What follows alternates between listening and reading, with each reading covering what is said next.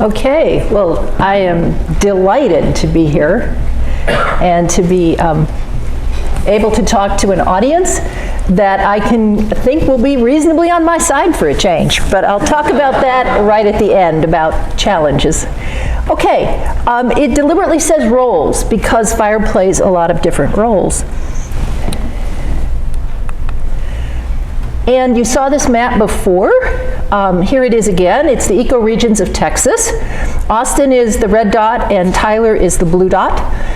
It was originally invented by Frank Gould for grasses, but everybody, even the biologists that would study animals, use it nowadays.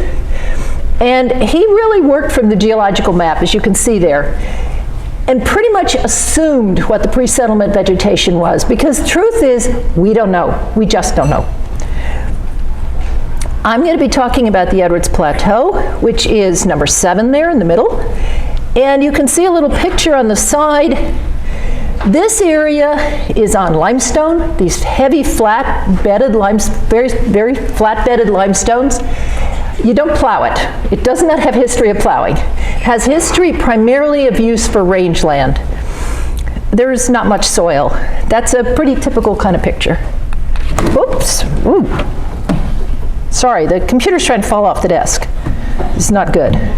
Okay, here's the same map. I'm showing you the Edwards Plateau again. And where we are today is right up in the far corner of the little bit hanging down of post-oak savanna. But again, I don't think it was ever this clean. I think this is just the geological map plus inference. The major plant communities of the eastern Edwards Plateau, we have woodlands. Species like Texas red oak, ash juniper, cedar elm, there's many others. There's also shrubs, forbs. We have live oak savannas where the dominant tree is plateau live oak, one of the most common, we think, dominant grasses with little blue stem grass. The picture on the left is a picture I took looking up at the canopy of a woodland. On the right, this is a savanna beautifully managed and recreated by the city of Austin from having been, I'll talk about woody plant encroachment. We also, and I won't talk more about this, but I want to mention we have shrub savannas and shrublands, shin oak, evergreen sumac, things like that. Shout out, this is vireo habitat, those of you wondering. And then, of course, limestone roads, we have canyons, we have riparian areas, and again, I don't have time. So these are the two areas I'm going to talk about, and I'm going to talk about some of the research we've been doing and some of the conclusions and hypotheses, ideas, bright ideas, suggestions that I have from that work. First, failure of oak regeneration. We have a failure of oak regeneration in the woodlands of the eastern Edwards Plateau. My student Leland Russell did a study where he went out, cored a lot of trees. You see those are the size and age distributions there on the left, and obviously they don't look anything like the lower right, which would be a stable plant age or typical age or size distribution. In fact, it looks like most of our large oaks got established around the 1930s, and that makes a lot of sense. That's the Depression. Deer were almost extirpated. Everybody, anything you'd find, you shot for the stew pot. And that seems to be the age. So we have littlies, and we have the big ones, and nothing in between. Should sound familiar to a lot of you, I think. Leland also did some lovely experiments with exclosures and things, and I think that work really nails that white-tailed deer are part of our problem. We now have one of the highest deer densities in the country of white-tailed deer, even higher than y'all in Pennsylvania. It's hard to believe. And my own and other casual observations suggest that deer are having similar effects on other hardwoods in this community, but we don't have the studies that would tie that down. And there is, I think, also having the same effect on the forbs. Again, we don't have the studies with one exception. We've been studying bracted twistflower, and you see that's there, that beautiful blue flowering stalk is deer candy. And David Zippin showed, another student of mine, really tied down that that is really part of the reason this is endangered, because it eats all the flowering stalks. Pretty straightforward. Okay, it seems very likely to me and others that it's not just deer, that it's also insufficient light, too much competition, and we are drawing then on the work that y'all have been doing elsewhere in the country, because it hasn't been studied outside, where it hasn't been done. Certainly in the Ozarks, as you all know, in northeastern United States, and a shout out to the Sparks study. That's really the only other Texas study, but it's way northeast Texas, completely different part of Texas. But that suggests that maybe, once upon a time, surface fires kept the canopies more open, and that would have helped oak regeneration. Not a surprise for this audience. I love it, because that is anathema to some of the biologists I work with in Central Austin. Okay, so in 2009 we started a big experimental study in collaboration with the biologists up at the National Wildlife Refuge, Balcones Canyonlands National Wildlife Refuge. One treatment was fire preceded by removing the small junipers, and the other treatment was deer exclusion. This is a factorial design done at the refuge. There's the fence and the map of the sites. And in the first couple of years, we got some really interesting results. On the upper left, you see a graph of the number of oak sprouts, and the B and F, which is burned and fenced, meaning deer protected, and that open canopy, that's when we really saw a lot of sprouts. That's also, this graph doesn't show it, where we saw sprouts getting above browse height, where they were tall enough that they could escape. And we also looked at all the other hardwoods. The lower graph, same pattern, same kind of pattern. That shows pre-fire and then after the cutting, which didn't, they didn't cut the hardwoods. And then the important thing is the lower right, post-fire, where again that B and F is the tall one. We did not see an effect on seedling number in the first 2 years, which was a concern, but we've gone back there, and Becca Carden, who's got a poster right over there, has gone back and collected data from these plots again, and I'm not going to spoil her poster. Go look at it. But nothing I'm saying up here is in conflict with her findings. So. One thing we found right away is that almost all of the native hardwood tree and shrub species can regenerate from basal sprouts. They don't have a problem. Even Texas persimmon, which everybody said, oh, they can't do it. I've got pictures. It does. And another thing is that our observations agree with the standard reference on deer preferences for woody species. Yaupon, possum haw right at the top, oaks are intermediate, and nothing eats ash juniper. The deer, it's right at the bottom. The deer won't touch it. And at the bottom, you can see some pictures where we have a post-fire browsed possum haw on the left, red oak resprouting after the fire, and then what happens to red oak when it's browsed and unburned. It's just a little topiary bush. So the conclusions. My first conclusion is that it's highly likely that if we're going to get oak regeneration in our woodlands, we need both controlled deer populations and that canopy opening with the reduction in competition for light. These are just some pictures of some fires where you can see scorch and interesting things like that. Under the present conditions, however, way too many deer and no fire, what we're getting is not the mesification that y'all see in the east. It's not, there's nothing mesified. What's taking over is ash juniper, which if anything is a more xeric tolerant species than the oaks are. So juniperization, not mesification, and it seems to be converting our woodlands into just stands of juniper because nothing else is regenerating. And you have this remnant oak canopy and then scattered oaks, and like you see in the middle picture. So the question is what will happen to it? And I don't know. So here's some possibilities. One possibility is the process will continue, that we will develop monocultures of ash juniper as the big oaks eventually die. Possibly the juniper will adopt a shade-grown morphology and stop just the big branching at the base ball that it has right now. Maybe not. If we could get deer control, but no fire, I think what we might get is a diverse woodland community, but dominated by shade-tolerant species. We wouldn't have the oaks and the other species that need the sun. And of course, the third possibility is sooner or later, with that dense juniper stand, the water content of juniper gets low enough, as it did in 2011, and it gets a crown fire. And Charlotte's going to talk about what happens when you have crown fires. So maybe you get just fires. We know it can happen. So I don't know. One of my hypotheses is that there's a lost community. That community would be more open, more diverse woodland, not a savanna, but just, it would have a more diverse, more abundant understory forb layer maintained by surface fires.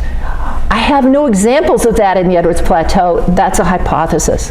But if so, this would have been the community of the bracted twist flower, because that plant needs light. If you protect it from deer, it loves having light. It's not a savanna species, but we've got that nailed. We have so many studies of that. And now that it's threatened federal status very recently, last month, maybe that'll give me a bit of a wedge to try to get surface fire. I don't know. I doubt it, but maybe. Okay, I want to say just real quick a few things about savannas, which is the other big part of our mosaic. Two problems in particular: the non-native King Ranch bluestem grass and woody plant encroachment, which is, guess what, mostly by ash juniper.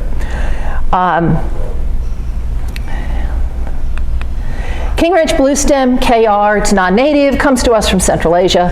It's highly invasive.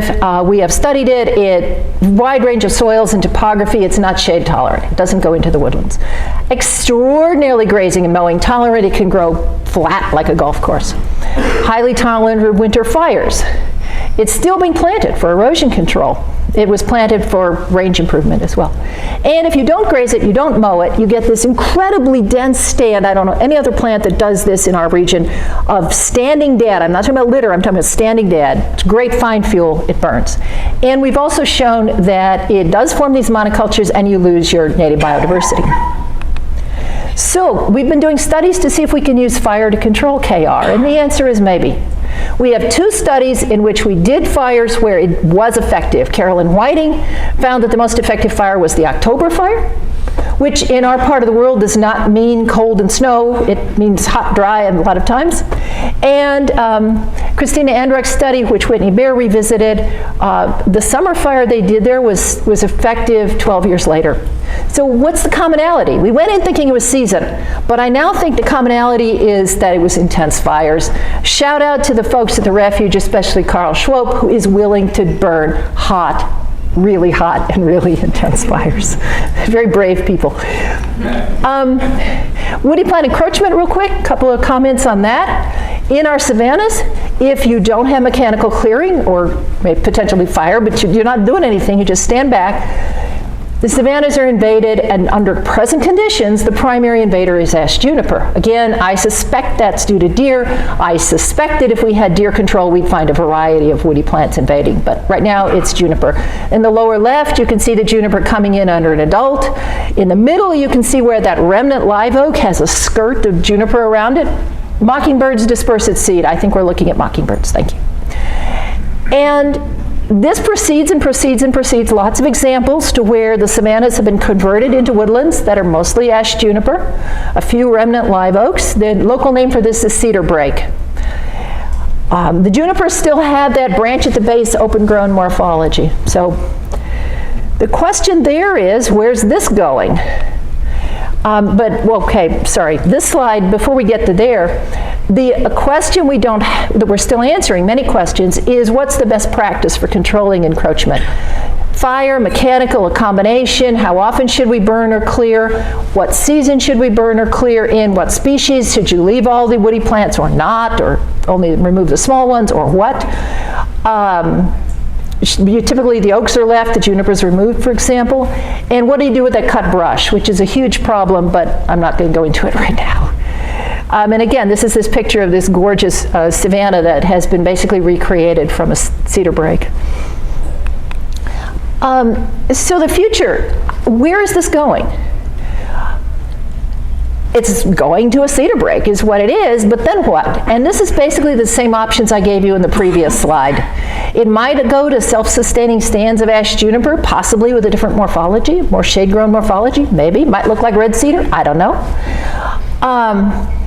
We don't see junipers like that now. You might get other shade-tolerant species, especially if we now have wasting disease of deer in the region. So I don't know what's going to happen to the deer population. That's the prion disease of deer. Or it could burn, of course, in a crown fire. Basically the same palette of options. I don't know.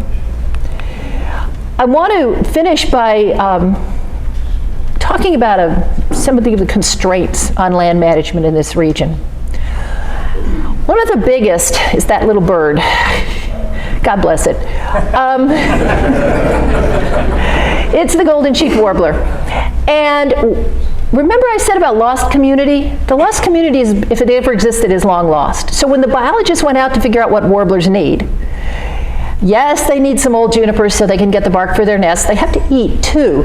But what they found out is it lives in closed canopy woodland, partly because it's all we got. This is just me, okay? This is just me, heresy. Partly that's all they had to look at, right? They had no open woodlands. So can the warbler? I don't know.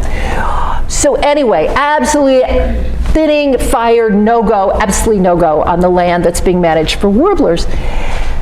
My personal question is, what are the warblers going to eat when the oaks and their insects are all gone? But that's just me. So I'm sure some of you also had this experience where one endangered species just runs the show, and it's not necessarily the best for every other species, including our endangered bracted twistflower. Fire safety, public contains over fire safety. Again, not news to this audience, nor is the cost.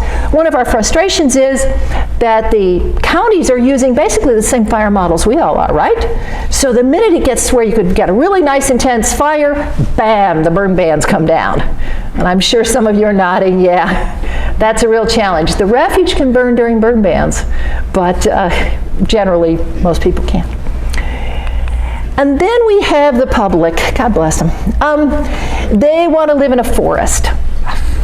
Area never did have forests. This is a picture of West Austin on basically, I think, 1 acre zoning. We also have the ranchettes on 5 and 10 acre zoning, or no zoning, but you know, people want to live in this stuff. Now, you and I look at that, that's almost all juniper. That was probably once savanna, judging by the plants, and we see fire danger. And in fact, we have had some subdivision fires in 2011. Again, when the water content of the juniper gets low enough, it'll crown fire.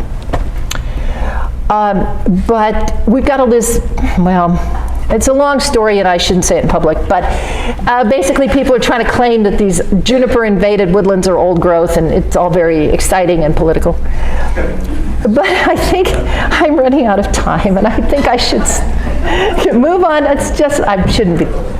Anyway, I did very, very little of this work I've told you about. I want to acknowledge my present and former grad students, most of whom I mentioned, but there's some other names up there too. Woodland Work on Fire, as Becca's poster right there again, another shout out for it, and a whole cast of thousands. Also our collaborators, in particular the biologists at the refuge, not just Carl, but Jim and Scott as well. The late Mark Simmons, who was at the Lady Bird Johnson Wildflower Center. The staffs of all the lands we work on. And of course, oh, and TNRS, if you work in Texas, TNRS has the orthoquats, it has the aerial photographs, great, great stuff. And of course the funders. This has obviously required a lot of grant support over the years. And with that, I think I left time for questions.